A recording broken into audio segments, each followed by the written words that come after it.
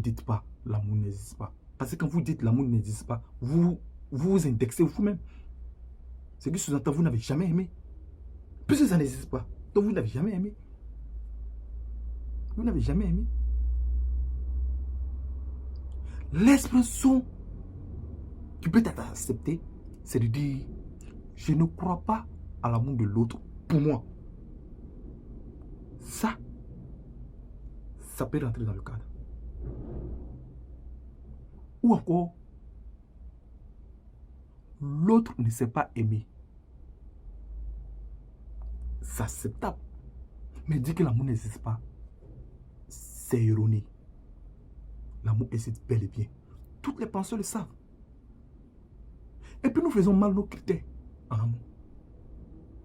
Nous faisons mal nos critères. C'est le critère qui nous tue. C'est le critère qui nous cause du tort. Ce n'est pas la manifestation de l'amour qui nous cause du tort. Non. C'est le critère qui nous cause du tort. On met beaucoup le désir en avant. Et ensuite l'amour. Non, c'est une erreur. On met d'abord l'amour en avant, ensuite le désir. Le désir viendra agrémenter l'amour. Le désir viendra agrémenter l'amour. Mais lorsqu'on met le désir en avant, ensuite l'amour, c'est de mettre la charrue avant le bœuf. C'est de mettre la charrue avant le bœuf. C'est ce que j'ai dit. Beaucoup de personnes désirent croyant qu'elles aiment. Beaucoup de personnes désirent croyant qu'elles aiment. Retenez cela. Quand tu aimes, tu ne peux pas souffrir. Tu ne peux pas souffrir. Quand tu aimes, tu ne peux pas souffrir. C'est impossible. Tu ne peux pas souffrir. Parce que ce n'est pas égoïste. Tes sentiments ne sont pas égoïstes. Tu ne penses pas à toi pour manifester tes sentiments. Bon, parce que tu penses à l'autre pour manifester tes sentiments. Si tu aimes quelqu'un, tu désires son bonheur. Tu veux faire son bonheur. Tu veux son bien. Et cette personne te dit, ce n'est pas la peine. Je ne veux pas que tu fasses cela pour moi. Est-ce que ça peut te faire mal? Une personne qui refuse que tu fasses son bonheur. Est-ce que tu peux te souffrir pour ça? Non, je ne crois pas. Mais, en entendant une personne pour venir assurer ton bonheur et que cela n'arrive pas, tu peux être malheureux. C'est normal. C'est normal. Parce que tu attends quelque chose.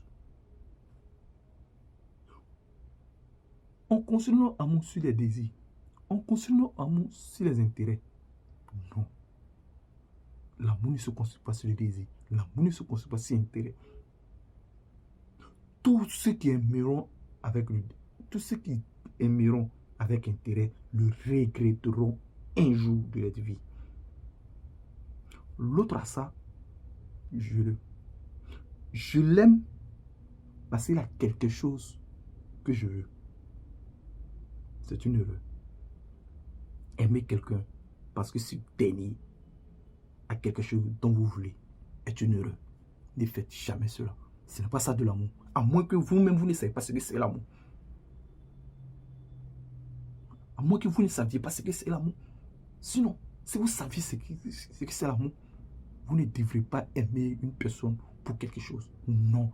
L'amour n'est pas égoïste. L'amour n'est pas subjectif, mais objectif. Quand on aime quelqu'un, on souhaite son bonheur. On veut manifester quelque chose qui va rendre l'autre heureux. C'est dans ça que vous allez puiser votre satisfaction. C'est dans ça que vous allez puiser votre bonheur. Juste en voyant l'autre heureux. Et vice versa. Tu ne peux pas chercher à faire le bonheur de quelqu'un et être malheureux. Jamais. Ça n'existe pas. Ça n'existe pas. Quand on fait le bonheur de l'autre, on est toujours heureux. On est toujours heureux. Et c'est ça qui doit être c'est ça qui doit être notre conviction. C'est ce que nous devons mettre en avant. C'est pour cela, quand tu aimes, on n'arrive pas à espérer. Le vrai amour, on n'arrive pas à expliquer. Tu aimes quelqu'un, on te demande, maman, il sait pas. On n'arrive pas. Mais quand tu essaies de trouver des explications à ton amour, des raisons à ton amour, dis-toi que peut-être tu es en train de désirer. Elle a, pour un homme, elle a des rondeurs, elle a ceci, elle a cela. Tu n'aimes pas, tu es en train de la désirer. Imagine que tout ce que tu es en train de voir n'existe plus à la longue. Que feras-tu? Tu continueras toujours? Non, je ne crois pas.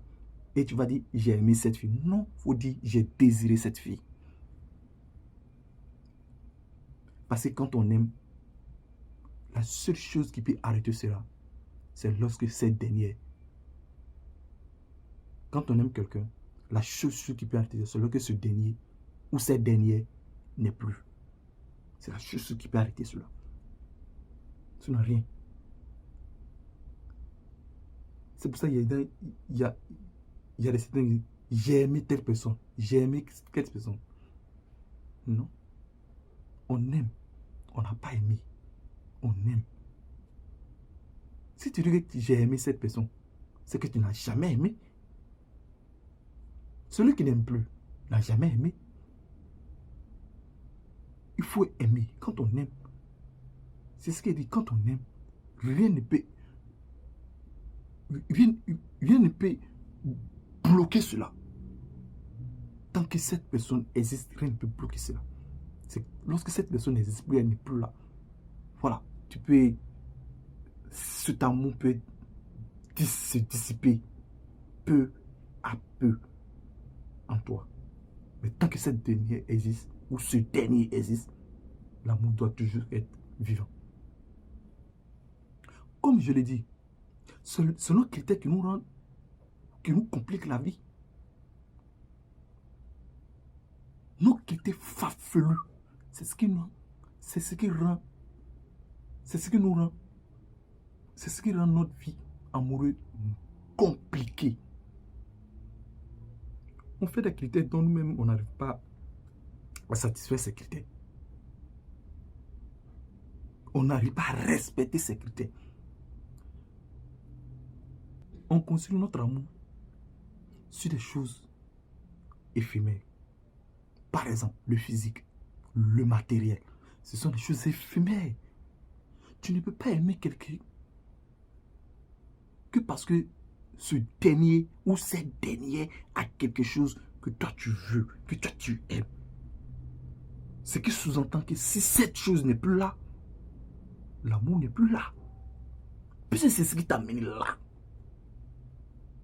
Ça aussi, c'est une forme d'amour. Mais c'est un amour désorienté. L'amour n'est pas dirigé vers celui qui détient cette chose, mais plutôt la chose dont cette personne détient. Ou cette personne détient. C'est ça.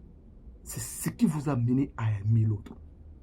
Abonnez-vous pour suivre la troisième partie.